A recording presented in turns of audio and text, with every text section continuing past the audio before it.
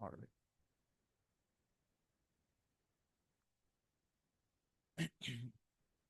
बिस्मिल्लाहिर्रहमानिर्रहीम अल्हम्दुलिल्लाहि रब्बिल आलमीन अस्सलातु वस्सलामु अला रसूलिल करीम अम्मा बाद। अच्छा, तो बच्चों आज जो है ना हमारा मकसद ये है कि हम दो चीज़ें कवर करें थॉरली, ठीक है, और हम इस पे इससे ज़्यादा टाइम ना लगाएं, ठीक है। एक आइडिया जो है ना वो ये है कि प्रैक्टिकल प्रॉब्लम्स ऑफ साइंस, ठीक है, कि साइंस की जब साइंस की मेथडोलॉजी देखें वो इट्स अ गुड मेथडोलॉजी, ठीक है। इसमें आप नेचर की स्टडी को करते हैं, सारा कुछ करते हैं, लेकिन इसमें कुछ प्रैक्टिकल प्रॉब्लम्स भी होती है, ठीक है। वो जो प्रैक्टिकल प्रॉब्लम्स समझने के लिए उसका फ़ायदा ये होता है, हम उसकी फिलोसफिकल प्रॉब्लम्स हमने थोड़ी सी टच की थी, हम दोबारा उस पर आते हैं, लेकिन before we go into that, ठीक है, हम पहले समझते हैं कि क्या प्रैक्टिकल प्रॉब्लम्स हैं जो कि आ सकती हैं when you are doing science, ठीक है। और फिर हम ये एनालिसिस करेंगे साथ साथ कि क्या ये वाली जो टेक्निक है ये सच जानने के लिए काफ़ी हो सकती है कि नहीं हो सकती, ठीक है।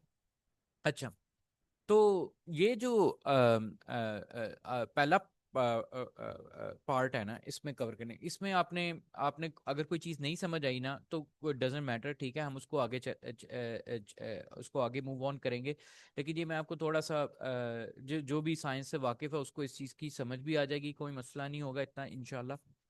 तो उसको पहले हम कवर करते हैं कि क्या क्या मसले होते हैं साइंस के जब when you are practically in field works में, राइटिंग के अंदर, स्टडिंग के अंदर, एनालिसिस के अंदर, वो पहले समझेंगे। तो उसके बाद जो है हम ये उसके फिलोसफिकल प्रॉब्लम समझेंगे कि वो जो हमने पहले उसकी बस समरी करेंगे, वो हमने पहले भी की है। और लास्ट जो है वो फिर हम कहेंगे रिलीजन और साइंस के दरमियान जो है वो कॉन्फ्लिक्ट किस तरह आता है। तो ये हमारे आज की जो मैं क्या कहते हैं प्रेजेंटेशन है उसका मकसद ये है। तो let's start with the practical problems of science, ठीक है। तो सबसे पहले वाली प्रॉब्लम है डिमार्केशन प्रॉब्लम, इसको हम एक्सप्लोर करते हैं, ठीक है। डिमार्केशन प्रॉब्लम का मतलब क्या है? डिमार्केशन का मतलब ये है कि साइंस और नॉन साइंस के दरमियान जो फर्क है ना वो बहुत ही पतला सा है। हम उसको अज्यूम करते हैं कि साइंस बड़ी रिगोरस और मेथोडोलॉजिकली आपके लिए स्ट्रॉन्ग चीज़ है और उसका कोई भी मसला नहीं है, मतलब it's rigorous rigorous and intact. But the problem is के इसके अंदर एक बहुत बड़ी मसला ये है कि you can not differentiate it very practically from in non science चीज़ें भी, ठीक है। So let me give you an example, ठीक है। सो नो फिलोसफिकल और categorical difference between science and non science, ये जो है ये जो क्वेश्चन है 1930 में रोज हुआ था, जिसके अंदर ये किस तरह डिफरेंशिएट किया जाता है नॉन साइंस और सूडो साइंस को, ठीक है। इसको कहा जाता है डिमार्केशन प्रॉब्लम, ठीक है, कि कौन सी डिमार्केटरी फील्ड है जो एक से दूसरी तरफ शिफ्ट मारती है। तो इसी के अंदर जो है ये सारी जो थ्योरीज जो है वो सामने आई थी। तो नंबर वन जो फॉल्सिफिकेशन थ्योरी जो सबसे मशहूर है कार्ल पॉपर की, वो ये है कि अगर इसके पास कोई फॉल्सिफिकेशन क्राइटेरिया नहीं है ना तो ये साइंस नहीं है। यानी अगर आप इस आपने खुद से कोई क्राइटेरिया नहीं दिया जिससे इसकी नफी हो सके, ये जो आपकी थ्योरी की नफी हो सके, तो ये साइंस नहीं है। तो ये एक बड़ा स्ट्रॉन्ग क्राइटेरिया है, इसको यूज भी किया जाता है। मैं इसकी एक मिसाल इस तरह भी देता हूँ कि देखें कुरान भी जो है ना वो फॉल्सिफिकेशन क्राइटेरिया देता है, ठीक है। जब वो कहता है ना कि bring a chapter like it, ठीक है, तो वो आपको एक फॉल्सिफिकेशन क्राइटेरिया दे रहा है, ठीक है, कि आपने क्या करना है कि आपने इस जैसा एक चैप्टर प्रोड्यूस करना है, आपने एक इसी तरह की सूरह जो है वो लेके आनी है। अगर आप वो सूरह ले आओगे तो आप ये जो हमारा मैसेज है वो जो है वो फॉल्सिफाइड हो जाएगा, ठीक है। तो कार्ल पॉपर ने भी यही क्राइटेरिया को, इसी क्राइटेरिया को एक मेथड बनाया कि इस तरह जो है वो फॉल्सिफिकेशन से साइंस की जा सकती है, ठीक है। नेक्स्ट फिर उसके बाद थॉमस कुन आया। थॉमस कुन ने कहा था कि एक और प्रैक्टिकल सिस्टम होता है कि सिर्फ फॉल्सिफिकेशन क्राइटेरिया नहीं हो सकता साइंस में, वह क्योंकि आप काफ़ी चीज़ें उससे लूज कर देते हैं। मिसाल के तौर पर जो प्रैक्टिकल साइंस होती है जिसमें एक्सप्लोरेटरी स्टडी होती है, यानी आप नए केव्स में जाते हैं, नई बोन्स को डिस्कवर करते हैं, उनको उसको डाटा को कलेक्ट करते हैं, उसकी भी जो सारी एक्सप्लोरेटिव जितनी भी स्टडीज़ हैं कि ये टेस्ट किया जाए कि ये चीज़ बेहतर है या वो दूसरी चीज़ बेहतर है, इन दो चीज़ों का कंपैरिजन जो स्टडी होती है उसमें फॉल्सिफिकेशन का क्या ताल्लुक है, ठीक है। तो उन्होंने कहा कि कई ऐसे मामलात होते हैं जिसके अंदर ये फॉल्सिफिकेशन क्राइटेरिया नहीं इस्तेमाल होता। तो उसमें जैसे एक्सप्लोरेटिव स्टडी है और उसके अंदर यानी इसका फॉल्सिफिकेशन से कोई ताल्लुक नहीं है। और एक और इसकी मिसाल ये है कि जो जियोसेंट्रिसिज्म और हीलियोसेंट्रिसिज्म थ्योरी थी कि दुनिया जो है वो दुनिया के गिर्द सारी प्लैनेट्स घूमते हैं या सूरज के इर्द गिर्द सारे प्लैनेट्स घूमते हैं। अब ये एक थ्योरी थी, इसकी टेस्टिंग एनालिसिस अपनी जगह पर, लेकिन इसका कोई फॉल्सिफिकेशन क्राइटेरिया हो नहीं सकता। हमने बस डाटा होता है, उसके मुताबिक हम उसको एनालाइज करते हैं, ठीक है। तो बेस्ट सूट जो करता है वो उस पे हम जो बेस्ट सूटेड डाटा होता है, तो इसमें फॉल्सिफिकेशन क्राइटेरिया हो नहीं सकता, ठीक है। तो ये वाली चीज़ें उस चीज़ को रिफ्यूट कर देती हैं, ठीक है, कि सिर्फ फॉल्सिफिकेशन क्राइटेरिया काफ़ी नहीं है, स्पेशली साइंस के अंदर। फिर एमरे लकाटोस एक बंदा आया जिसने कहा कि दरअसल एक मामला ये होता है कि ये एक रिसर्च प्रोग्राम की तरह लेके चलना चाहिए, ठीक है। हमारा एक मेन हाइपोथेसिस होना चाहिए, और फिर जो दूसरे इर्द गिर्द के जो हाइपोथेसिस है ना, वो जो उसको साइडलाइन करता रहे, ठीक है। सो ऑक्सिलरी हार्डकोर हाइपोथेसिस ये होता है जो कि आपका मेन हाइपोथेसिस होता है, और वो उसका काम होता है कि वो कोर को प्रोटेक्ट करना, ठीक है। और ऑक्सिलरी होते हैं जो कि साइड से कोई उसी थ्योरी के, यानी उसी थ्योरी के बारे में एक मैं मिसाल से समझाता हूँ। देखिए, आपके पास एक मेन थ्योरी है, theory of evolution by natural selection. Natural selection आपका हार्डकोर हाइपोथेसिस हो गया। फिर उसके अलावा दूसरे जो हाइपोथेसिस आते हैं, जैसा कि for example gene centric view model आ जाता है, या फिर वो आ जाता है क्या कहते हैं लिमार्किन मॉडल आ जाता है। तो लिमार्किन मॉडल जो है वो आपने कोर को प्रोटेक्ट करते रहना, कोर हाइपोथेसिस को। लेकिन अगर कोई दूसरा आता है, अगर वो ज्यादा, जब तक उसकी explanatory power core hard core वाले से ज्यादा नहीं हो जाएगी, ज्यादा अच्छी नहीं हो जाएगी एक्सप्लेनेशन, तब तक हम उसको क्या कहते हैं कि उसको केटर नहीं करेंगे, यानी लिमार्किन थ्योरी को हम केटर नहीं करेंगे जब तक कि वो उसकी एक्सप्लेनेटरी पावर हमारे वाला जो करंट मॉडल है उससे ज्यादा निकल जाए, ठीक है। अच्छा, ये बात प्रैक्टिकली तो ठीक है, समझ आती है कि हाँ कि आपके पास एक हार्डकोर हाइपोथेसिस है, उसको आप संभाल के रखें और सारी जो थ्योरीज हैं उसको इसमें एडजस्ट करने की कोशिश करें। ये होता है बेसिकली हार्डकोर के अंदर, आपने सारे जो भी थ्योरी आती है उसको किसी ना किसी तरीके से हार्डकोर हाइपोथेसिस के अंदर एडजस्ट करना है। तो अगर कोई अल्टरनेट थ्योरी आती भी है या कोई डाटा भी आता है जो कि आपके खिलाफ जा रहा होता है, आपकी थ्योरी के खिलाफ जा रहा होता है, तो आपने कोशिश ये करनी है कि जैसे डार्विनियन मॉडल है उसी के अंदर ही एडजस्ट करना है, ठीक है, जो भी डाटा आ रहा है, ठीक है। और और ये करते रहना है जब तक कि जो दूसरी थ्योरी है वो इतनी स्ट्रांग ना हो जाए या उतनी बेहतर ना हो जाए कि जब तक कि वो आपकी डार्विनियन थ्योरी से ज्यादा अच्छा एक्सप्लेन कर सके सारे डाटा को, ठीक है। अब इसमें बहुत बड़ा मसला है।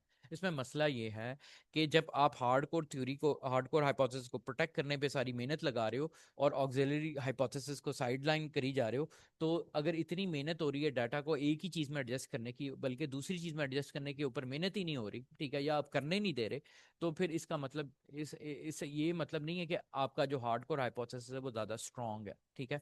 वो कमजोर भी हो सकता है। आपका ऑक्सिलरी हाइपोथेसिस ज्यादा स्ट्रांग हो सकता है, और अगर आप डाटा उसको फिट करने की अगर कोशिश शुरू तो करें, क्योंकि होता ये है कि ऑक्सिलरी हाइपोथेसिस को कई दफा साइंटिफिक कम्युनिटी अंदर घुसने ही नहीं देती, ठीक है। वो कहती है कि नहीं, ये वाला हाइपोथेसिस एक्सेप्टेबल ही नहीं है, और ये उसकी प्राइमरी एग्जांपल फिजिक्स के अंदर भी आती हैं कई थ्योरीज के मामले में, और इसके मामले में भी आती हैं। स्पेशली जो डार्विनियन एवोल्यूशन वाला मॉडल है उसके अंदर ऑक्सिलरी हाइपोथेसिस के ऊपर एक्सेसिव किस्म की रिजेक्शन होती है, पेपर नहीं पब्लिश होते, ठीक है, ऑल्टरनेटिव। तो ये भी एक मसला है। फिर एक बंदा है पॉल थगरार्ड, उसने कहा कि कोहेरेंस थ्योरी उसने किया कि it's a collection of psychological, historical और लॉजिकल करेक्टरिस्टिक्स। यानी ये जो साइंस होती है वो उस चीज को कहते हैं जिसमें जब आपने साइकोलॉजिकल चीजें भी, हिस्टोरिकल इवेंट्स हुए उसको भी, और सारे जो लॉजिकल करेक्टरिस्टिक्स हैं उन सबको जमा करेंगे, फिर एक कोहेरेंट थ्योरी जो होगी वो हमें एक आंसर देगी। ये चीज साइंस कहलाती है, ठीक है। देखें, मैं ये सारी लिस्ट आपको सिर्फ इसलिए बता रहा हूँ कि देखें कि जो साइंटिस्ट हैं वो ही, उनके यहाँ भी साइंस और नॉन साइंस में और सूडो साइंस में क्राइटेरिया डिफाइन करना कितना मुश्किल रहा है, और अभी तक इसका कोई खास आंसर नहीं है। पॉल फेराबेंड आया, उसने एक और उसकी बुक थी, उसका नाम था अगेंस्ट मेथड। उसने वो जो साइंटिफिक मेथड है ना पूरा, जिसके अंदर वो आता है कि ऑब्जर्वेशन, एनालिसिस, ये वो चीज़, पॉल फेराबेंड ने कहा कि नहीं भाई, कोई सिंगल अप्रोच टू साइंस नहीं होती, सारा कुछ एनीथिंग कैन गो, ठीक है, जो बेस्ट वर्क करेगी, जो एक्सेप्ट हो जाएगी, जो लोग एक्सेप्ट कर लेंगे, वही साइंस जो है उसको एक्सेप्ट करती है। और पॉल फेराबेंड के खिलाफ काफी ज्यादा लोग हुए जब उसने ये वाली थ्योरी की। इसको एनार्किज्म भी कहा जाता है, ठीक है। तो मैं इसकी मिसाल किस तरह बताता हूँ। फॉर एग्जाम्पल देखिए, अगर आपके सामने लिस्ट ऑफ, लेफ्ट साइड पे देखिए, लिस्ट ऑफ क्राइटेरिया, ठीक है। इस क्राइटेरिया से अगर आप सोचते हैं कि मैं इस क्राइटेरिया से डिसाइड करूंगा कि कोई चीज़ साइंस है कि सूडो साइंस है, तो उसमें आप देखेंगे कि वो इस्टेब्लिश साइंस में भी ऐसी चीज़ मिल जाएगी, आपको दूसरी में भी मिल जाएगी। फॉर एग्जाम्पल मैं आपको बताता हूँ। तो क्राइटेरिया अगर आपने फॉर एग्जांपल लिखा है एम्पेरिकल एविडेंस, ऐसा एविडेंस जिसको आप सिर्फ हाथ लगा सकें, टच वगैरह कर सकें, यानी वो इस तरह फिजिकली ऑब्जर्वेबल हो, तो वो सूडो साइंस में हम अगर उसकी कैटेगरी डालें तो वो एस्ट्रोलॉजी है जी। हाँ जी, एस्ट्रोलॉजी ऐसी चीज़ है जिसका कोई भी हमारे पास प्रैक्टिकल डाटा जो है वो उसकी थ्योरीज का प्रैक्टिकल एम्पेरिकल डाटा नहीं मिलता, एम्पेरिकल एविडेंस नहीं मिलता। ठीक है, यानी ऐसा डाटा नहीं मिलता जिसको ऑब्जर्व किया जा सके, सवाए इसके कि आप स्टारों को देख के फिर अपनी मर्जी से थ्योरी बनाते हैं, लेकिन उस थ्योरी की कोई बुनियाद पे कोई एम्पेरिकल एविडेंस नहीं होता। ठीक है, कि अगर सारे गर्दिश करेंगे तो आपके साथ ये चीज़ होगी, तो इसके लिए आपको एम्पेरिकल लिंक चाहिए।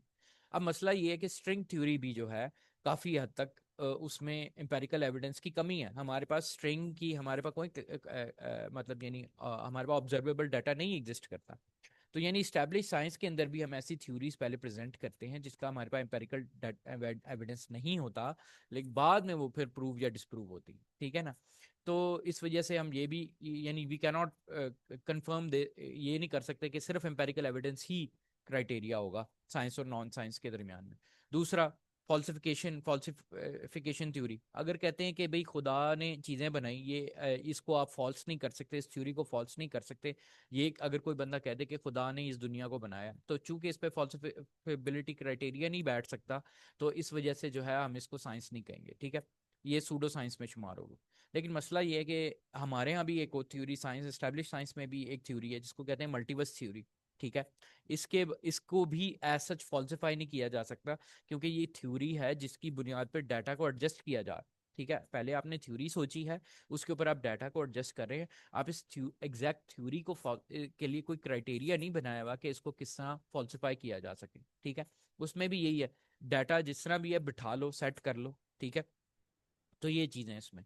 तो एक और चीज होती है रिप्रोड्यूसिबिलिटी। हाँ, एक क्राइटेरिया ये है कि जी वो चीजें जो है आपकी साइंस रिप्रोड्यूसिबल होनी चाहिए। ठीक है, यानी अगर वो रिप्रोड्यूस, आप बार बार यानी हर बंदा आए वही चीजें करे, वही एक्सपेरिमेंट करे, तो फिर उसका भी रिजल्ट वैसा ही होना चाहिए जैसे पहले का होना चाहिए। ठीक है, और चूंकि उसकी मिसाल वो देते हैं भाई, सूडो साइंस में ये होता है कि गो जो लोग कहते हैं हमने जिन देखे हैं, तो जब हम उन्हें कहते हैं कि दोबारा हमें जिन दिखाओ, तो वो दिखा नहीं सकते। ठीक है, तो इसमें रिप्रोड्यूसिबिलिटी नहीं। तो मसला ये है कि अगर आप आगे स्टैब्लिश साइंस में देखें, तो अगर कोई एक वन ऑफ कॉस्मिक इवेंट हुआ होता है, यानी एक सितारा जिसने कोई पता नहीं कितने हजारों साल बाद गुजरना होता है, और आपकी उसकी एक दफा ऑब्जर्वेशन कर सकते हो और उसको as a scientific data present करते हो या थ्योरी प्रेजेंट करते हो उसकी बुनियाद पर, तो वो एक ही दफा हुआ होता है, you can not reproduce that event again. ठीक है, तो if you can not reproduce that event, तो इसका ये मतलब नहीं है क्या वो अब वो जो कॉस्मिक इवेंट हुआ है या सितारा गुजरा था उसको आप सूडो साइंस में डाल दो, समझे। तो बेट ये पूरी लिस्ट है इस तरह की। ठीक है, जो कि मतलब यानी जो अगर आप उसको सूडो साइंस में उस क्राइटेरिया को यूज करो तो वो स्टैब्लिश साइंस में भी मिल जाता है, अगर स्टैब्लिश साइंस में उसको क्राइटेरिया करो तो वो सूडो साइंस में भी मिल जाता है, समझ आई। तो ये एक चीजें हैं कि जिसके अंदर मतलब यानी जिसको कहते हैं डिमार्केशन प्रॉब्लम। ठीक है, अच्छा, समझ आ गई बच्चों, डिमार्केशन प्रॉब्लम समझ आ गई। Yes sir. ठीक होगा, ऑलराइट। अच्छा, हाँ, दूसरी, बात नहीं, एक दफा वो जो बाकी पॉइंट्स है जरा जल्दी जल्दी गो थ्रू कर लेते हैं, पता चल जाएगा क्या क्या है। नहीं नहीं यार वो टाइम कम है तो इसलिए लंबा हो जाएगा, आप खुद से एक्सप्लोर कर लीजिएगा या बाद में उसके बारे में ना सवाल ज़रूर कर लीजिएगा, मैं आपको जब ये स्लाइड्स भेज दूंगा। ठीक है, अच्छा, वरना ये काफ़ी लंबा हो जाएगा। अच्छा, नेक्स्ट है the black swan problem. Black swan problem क्या था? ब्लैक स्वान का चक्कर ये था कि ये जो काले रंग की स्वान है ना, ये लार्जली अनडॉक्यूमेंटेड रही है 18वीं सदी तक। ठीक है, क्योंकि यूरोप के जो साइंटिस्ट ने जब भी स्वान को किया ना, ऑब्जर्व किया, तो उनके यहाँ यही था कि वो सारी स्वान्स जनरली वाइट कलर की होती हैं। ठीक है, सो इसको एक और चीज़ कहते हैं प्रॉब्लम ऑफ इंडक्शन या the black swan problem. Problem of induction में ये होता है कि हम एक लिमिटेड सेट ऑफ डाटा लेते हैं, यानी यूरोपियंस ने जिस तरह सिर्फ उनके यहाँ 18वीं सदी से पहले तक जितना भी डाटा था स्वान्स के कलर का, वो सिर्फ ये था कि वो वाइट कलर की होती है। फिर हम क्या करते हैं, we make prediction using that limited data to make general conclusions. हम कहते हैं कि हमने ये लिया, since all observable swans are white, यानी जितनी भी हमने स्वान्स को देखा वो वाइट है, देयर फोर सारी दुनिया की स्वान्स क्या है, वो वाइट होती हैं। समझ आई, आपने कंक्लूजन निकाल दिया, ठीक है। तो ये साइंस ये करती है, ठीक है। Generalising about properties of a class objects based on some number of observation, यानी आपकी ऑब्जर्वेशन का मामला थोड़ा होता है। वही जो मैंने पहले भी मिसाल दी थी कि हमने ऑब्जर्वेबल यूनिवर्स अभी हमने प्रैक्टिकली अराउंड 6 to 8% ऑब्जर्व किया है, बाकी मेजोरिटी हमने ऑब्जर्व भी नहीं की। लेकिन उसकी बुनियाद पर हम क्या करते हैं, हम एक डाटा या कंक्लूजन निकाल लेते हैं, ये वही चीज़ है। So example inference that all swans we have seen are white and therefore all swans are white, ठीक है। So before the discovery of black swans, अब हुआ ये कि we are presupposing the sequence of events in the future will occur as it always in the past। इसका मतलब ये है कि हम ये सोचते हैं कि भाई जिस तरह हमने अभी तक ये जितनी भी स्वॉन्स ऑब्जर्व की हैं, तो इसका मतलब ये है कि आगे भी जितनी ऑब्जर्व होंगी वो सारी की सारी वाइट ही होंगी। समझ आई ना। तो हमने कंक्लूजन इस सोच को बुनियाद बना के निकाल दिया साइंस ने ऑब्जर्व तो नहीं ना किया ना सारे सारे के सारे डाटा को, सारी सारी चीजों को, लेकिन उसने फिर भी इसको कंक्लूजन निकाल दिया। क्यों इसको कहते हैं principle of uniformity of nature के, नेचर में चूंकि यूनिफॉर्मिटी होती है इसलिए आपका जो कंक्लूजन है वो वैलिड होगा, ठीक है, कि सारी की सारी स्वॉन्स वाइट होती। लेकिन अब हुआ यह कि 18वीं सदी में हमें काली, ये वाली बतख काले रंग की स्वान मिल गई। जब हमें मिल गई ब्लैक स्वान, तो हुआ ये कि वो जो सारे हमारे कंक्लूजन थे वो गलत निकल आए। तो इसलिए हमें कभी भी हम हतमी तौर पर साइंस की बुनियाद पर ये नहीं कह सकते कि भाई सारी की सारी चीजें जो हैं वो सारी स्वॉन्स वाइट हैं और ये सबसे बड़ा हक है। तो हक का क्राइटेरिया लगाना वो भी लिमिटेड ऑब्जर्वेशन के ऊपर, इंडक्शन के मेथड के ऊपर, it does not make any sense. तो ये जितने भी साइंस के पुजारी हैं ना, ये सबसे बड़े स्टूपिड इस वजह से हैं क्योंकि वो इतनी हतमी तौर पर डाटा के या फिर उसकी थ्योरी के ऊपर बिलीव रखते हैं कि जैसा कि वो कोई फ्यूचर डाटा नहीं आएगा जो कि उनकी पास्ट थ्योरी को डिमिनिश कर दे या डिस्ट्रॉय कर दे, ठीक है। इसको एक और चीज कहते हैं lack of problem of novel, हाँ नॉवल ऑब्जर्वेशंस का प्रॉब्लम ये भी है, ठीक है। और इसके लिए ये कुछ रीडिंग के लिए जो है ये कुछ रेफरेंसेस हैं, ठीक है। अच्छा जी, हाँ एक और जो मेथड है वो है problem of limited empirical experience का, ठीक है। देखिए जो अनसीन वर्ल्ड है ना वो बहुत मैसिव है। अभी तो हम उसकी बात नहीं कर रहे कि जो कि अभी प्रैक्टिकली जो हमारे ही जो चीज़ें हमारे यहाँ अभी भी ऑब्जर्वेबल हैं या डिटेक्टेबल हैं, उसी दुनिया के अंदर ही अभी सारी चीज़ें सही तरीके से ऑब्जर्व नहीं हो सके, ठीक है। सो फॉर एग्जांपल ये है, नीचे देखें ये साउंड फ्रीक्वेंसी का और ऊपर इलेक्ट्रोमैग्नेटिक स्पेक्ट्रम, ठीक है ना, ये दोनों तरफ है। तो ये वाला जो एरिया है ना जो इसने जिसकी तरफ एरो लगाया हुआ है, all you hear and all you see all happens here, ठीक है, जितना भी हम देख सकते हैं जितना भी हम सुन सकते हैं उसका स्पेक्ट्रम सिर्फ यहाँ से लेके यहाँ तक का है, ठीक है। इलेक्ट्रोमैग्नेटिक स्पेक्ट्रम में तो बहुत ही थोड़ा है और साउंड फ्रीक्वेंसी में थोड़ा सा ज्यादा है, ठीक है। तो और उसने वो भी लिखा हुआ है रेंज ऑफ ह्यूमन विजन कितनी होती है, ठीक है। अब और रेंज ऑफ ह्यूमन हियरिंग जो उसने दोनों चीजें बता दी हैं। अब ढेर सारा डाटा जो है ना वो इस मेजॉरिटी बल्कि डाटा जो है वो हमारी हियरिंग फ्रीक्वेंसी और हमारी विजन की फ्रीक्वेंसी से बाहर है। उसको देखने और समझने के लिए भी हम डिटेक्टर्स यूज करते हैं, ठीक है। और इस वजह से हमें पता है कि हमें कितना कम पता है, ठीक है। लेकिन मसला ये है कि what about the sound frequencies beyond the one we can detect with our tools, and what about the frequencies of electromagnetic spectrum and visual spectrum जो कि बियॉन्ड हमारी मशीनरी से भी, हमारी डिटेक्टेबल चीजों से भी बाहर है, ठीक है। Now there are tons of those things as well, ठीक है। तो इस कैटेगराइजेशन को देखते हुए हमें ये हम्बल करना चाहिए कि एम्पेरिकल एक्सपीरियंस बहुत ही लिमिटेड होता है, एक्सट्रीमली लिमिटेड होता है, ठीक है। अच्छा, समझ आइए आपको ये ब्लैक स्वान प्रॉब्लम और ये लिमिटेड एम्पेरिकल एक्सपीरियंस, ये दोनों समझ आ गए आपको? बताइए।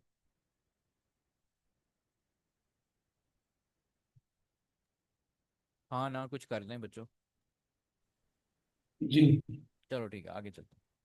अच्छा, फिर आता है जी the scatter graph problem. Scatter graph problem क्या होता है? स्कैटर ग्राफ प्रॉब्लम ये होता है कि आपके पास जब आप कहीं पर भी डाटा कलेक्ट करते हैं ना, तो आपके पास ना इस तरह का सामने एक डाटा आ सकता है कई दफा, ठीक है, कि जिसमें आपको कोई खास पैटर्न नहीं नजर आ रहा, ठीक है। यानी क्या ये पैटर्न पॉजिटिव है, यानी कोई चीज कम से ज्यादा हो रही है, ज्यादा से कम हो रही है या बिल्कुल मिडल में, ठीक है। You can not do that. आप अपनी मर्जी की इसमें ग्राफिंग कर सकते हैं और आप अपनी मर्जी से इसमें ना एक आपकी विजन, आपकी जो पहले से सोच है उसके हिसाब से डाटा जो एडजस्ट हो सकता है। तो some observation data can give rise to multiple alternative theories, ठीक है। और इसको कहते हैं प्रॉब्लम ऑफ अंडर डिटर्मिनेशन, ठीक है। सो आपके पास डाटा सेट है और उससे आप मल्टीपल कंक्लूजन्स निकाल सकते हैं, ठीक है। Basically data is not enough to warrant one conclusion, एक कंक्लूजन नहीं निकलता हर दफा, ठीक है। सो उसी एक डाटा से कई कंक्लूजन निकल सकते हैं, ठीक है। ये मैं आपको दिखाता हूँ कि फॉर एग्जांपल ये इस ग्राफ को आप ये नहीं बता सकते कि ये पॉजिटिव ट्रेंड शो कर रहा है, नेगेटिव ट्रेंड शो कर रहा है, या जो है नो ट्रेंड शो कर रहा है, ठीक है। दे आप इसको डिफरेंट तरीके से जो है इस डाटा सेट को इंटरप्रेट कर सकते हैं, ठीक है। सो ये एक इसको कहते हैं द स्कैटर ग्राफ प्रॉब्लम। और इसमें बकायदा ये एक कोट है रिचर्ड डॉकिंस ने किया था अपनी किताब में, खुद उसने भी किया था इस बात का कि Darwin may be triumphant at the end of the 20th century, but we must acknowledge the possibility that new facts may come to light which will force our successor to of the 21st century to abandon Darwinism or modify it beyond recognition, ठीक है। उसने कहा है कि देखें, Darwin तो अभी आजकल चल रहा है काफी ज्यादा 21st सेंचुरी में, लेकिन हो सकता है कि फ्यूचर में ऐसे डाटा सेट आ जाएं, ऐसे फैक्ट्स आ जाएं जो कि हमें फोर्स करें कि हम डार्विनिज्म को पूरे का पूरा अबैंडन कर दें या उसको ऐसा मॉडिफाई कर दें कि जैसा कि वो पहले था वो बिल्कुल भी ना रहे, ठीक है। और आजकल ये हो रहा है, वो एक्सेसिवली मॉडिफाइड फॉर्म हुई हुई है डार्विनिज्म की। इवन दो हम अभी भी क्लासिकल पढ़ते हैं, लेकिन आजकल स्पेशली काफी मॉडिफाइड हुई है, ठीक है। तो इसको हम कहते हैं स्कैटर ग्राफ प्रॉब्लम या दी प्रॉब्लम ऑफ अंडर डिटर्मिनेशन, ठीक है, ये इसको कहते हैं। अच्छा, दूसरी चीज ये है कि can science support religious belief, ठीक है। वी कैन अच्छा नहीं, इसको अभी रहने दें, ठीक है। मैं आपको एक और चीज बताता हूँ। एक और चीज होती है प्रॉब्लम ऑफ अनकंसीव्ड ऑल्टरनेटिव्स और ऑल्टरनेटिव हाइपोथेसिस प्रॉब्लम। ये उसी तरह का है, अंडर डिटर्मिनेशन जैसा ही है। इसमें ये होता है कि problem of alternate hypothesis that एक ऐसा आइडिया हो सकता है जो कि सोचा ही नहीं गया, ठीक है ना, अनकंसीव्ड है कंप्लीटली, ठीक है। सो उसमें ये होता है कि फॉर एग्जांपल न्यूटोनियन मैकेनिक्स और जनरल रिलेटिविटी का जो मसला था, ठीक है।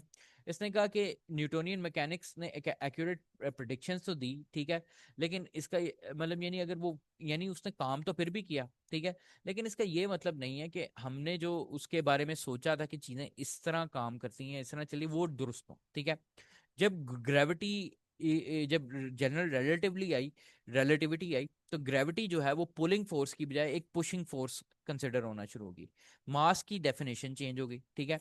टाइम एंड स्पेस जो है जिनको फिक्स समझा जाता था अब उनको एडजस्टेबल समझना शुरू हो गया, ठीक है। सो इसी तरीके से ये चीज ऐसी, इसकी वजह क्या थी कि हमने एक ऐसा अल्टरनेटिव हाइपोथेसिस था, यानी जो कि रिलेटिविटी का, जो कि आइंस्टाइन ने सोच के दे दिया, उससे पहले हमने सोचा ही नहीं हुआ था वो हम न्यूटोनियन की सोच को लेके चल रहे थे, लेकिन वो सारे का सारा डाटा अब नई चीज पे भी यूज हो सकता है। तो ये सिमिलर है पिछले वाली उसी चीज से। अच्छा हाँ, ये बड़ा इंपॉर्टेंट है, इसको कहते हैं थ्योरी लैडनेस, ठीक है। थ्योरी लैडनेस ये होती है कि हमारी ऑब्जर्वेशन कभी भी न्यूट्रल नहीं होती, ठीक है। हमने अज्यूम करना होता है कि जी हमारी ऑब्जर्वेशन न्यूट्रल है, लेकिन ऐसा होता नहीं, ठीक है। You simply cannot collect a data without prior theory in mind. जो भी आप डाटा कलेक्ट करते हैं आपके पास एक पहले सोच होती है उसके बारे में कि मैं क्या ढूंढ रहा हूँ, क्या या क्या मुझे मिल सकता है। इसके बगैर डाटा कलेक्शन नहीं होती, बहुत कम होती है, ठीक है। This concept was notably advanced by philosophers such as Norwood, Thomas कुन और पॉल फेराबिट ने ये आइडिया दिए, ये वाले, ठीक है। और there are two primary forms of theory ladenness. Ladenness की दो फॉर्म्स हैं, एक होती है सिमेंटिक, ठीक है, और दूसरी होती है परसेप्चुअल। परसेप्चुअल ये होती है, या बल्कि सिमेंटिक ये होती है, this form posit the meanings of observational terms are influenced by theoretical assumption. यानी कहने का मतलब है कि जो भी आपने डाटा कलेक्ट किया है ना, उसकी जो मुराद है, यानी उसका जो मीनिंग है ना, उसकी इंटरप्रिटेशन करते वक्त जो है ना आपका थ्योरेटिकल फ्रेमवर्क आएगा बीच में, ठीक है। यानी आपने पहले से कोई चीज सोची होगी, वो उस डाटा को देखते वक्त वो आपके जेहन में आएगी, ठीक है।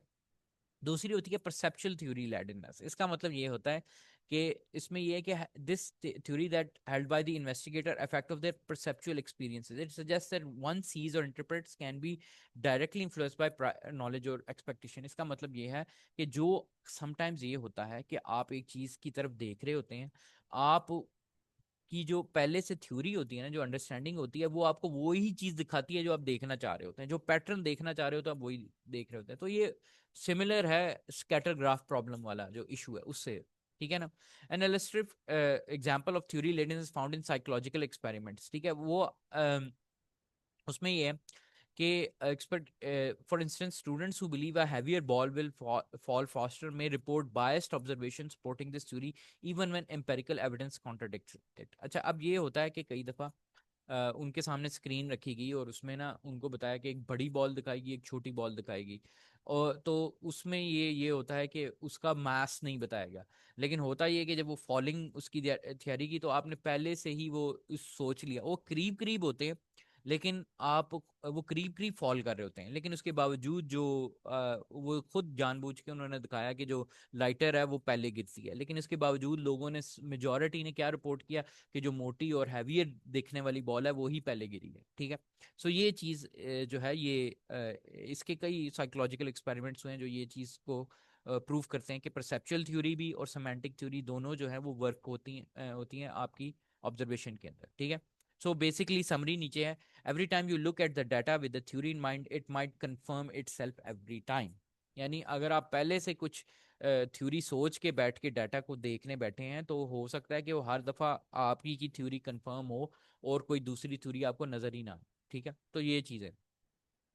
अच्छा, एक और प्रॉब्लम ये है ऑब्जर्वेशन वर्सेस साइंस। अच्छा, एक एक बहुत बड़ा प्रॉब्लम जो है ये मैं आपको खुद ही समराइज करके बता देता हूँ। देखें, अ, ये नीचे ये जो 4 पॉइंट सब पॉइंट्स लिखे हुए हैं इनको देख लें बस।